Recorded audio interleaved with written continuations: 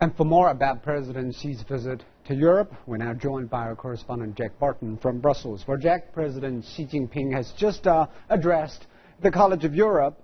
What can you tell us about that speech and how was the reception? Well, the College of Europe was a perfect venue for the key themes of that speech. That college houses the China Library of Belgium, containing over 10,000 books aimed at promoting cross-cultural understanding between Europe and China. But it's also, that college includes amongst its alumni many of Europe's current leaders, deputy leaders, senior ministers, and of course amongst the 330 students that President Xi addressed, they also will be some of the leaders of Europe's future. The key themes there were really, firstly, he looked at the intertwined nature of trade and communication between China and the incredible growth that has taken place over the last 10 years to the point where there is now one of the largest trade relationships in place. But at the same time, dialogue is smooth enough that we saw the enormous trade tensions of last year essentially negotiated away to the point where last year the first steps were even taken towards a free trade agreement. But secondly, he really touched on where China and Europe need to go from here. He set that goal of $1 trillion a year in annual trade. Actually, trade at the moment is a little over half of that already. But he made it clear that that's not going to happen unless China and Europe spend a lot more time getting to know one another.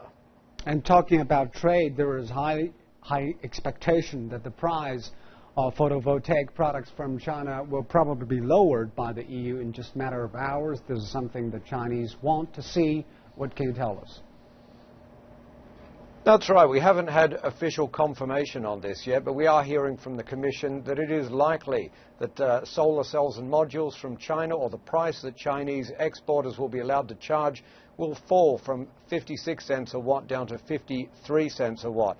Now, we saw an enormous drop in exports last year, more than 60% fall in exports of solar products from China to Europe amid an enormous trade row that was centering on solar panels. But analysts really say a lot of that fall was, some of it was to do with that trade row, but a lot of it was also to do with the fact that after 10 years of very strong growth in the solar sector here in Europe, there was a big slowdown or a plateauing of demand. And also coupled with enormous overcapacity in China. So a lot of that drop was to be expected anyway.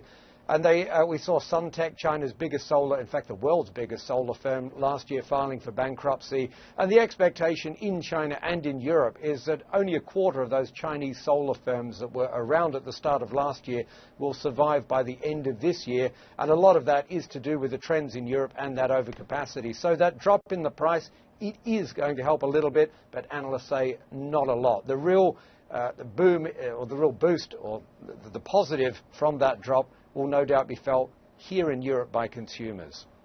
Obviously, this is a good atmosphere for trade from both sides. Thank you, Jack, for your reporting from Brussels.